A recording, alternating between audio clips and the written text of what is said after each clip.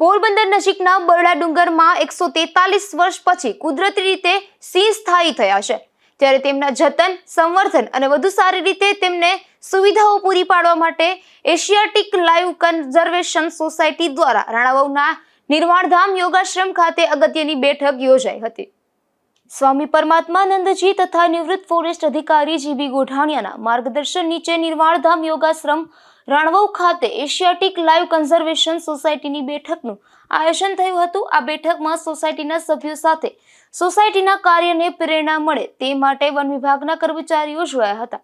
બેઠકનો મુખ્ય કાર્યસૂચિ બરડા જંગલ વિસ્તારની આસપાસના સ્થાનિક સમુદાયોમાં સિંહ સંરક્ષણના મહત્વ વિશે જાગૃતિ લાવવાનો હતો। સહભાગીઓએ સિંહોના નિવાસ સ્થાનને સુરક્ષિત રાખવા અને તેમના સુખાકારીને સુનિશ્ચિત કરવા માટે સામૂહિક પગલાં લેવાની જરૂરિયાત પર ભાર મૂક્યો હતો।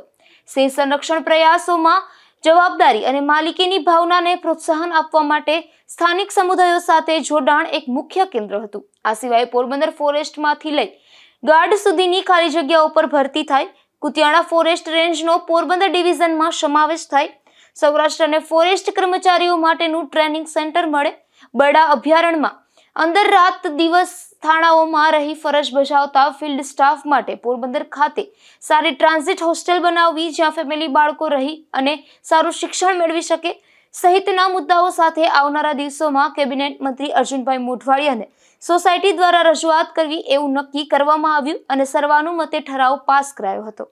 નિપુલ પોપટ, ગુજરાત ન્યૂઝ, પોરબંદર।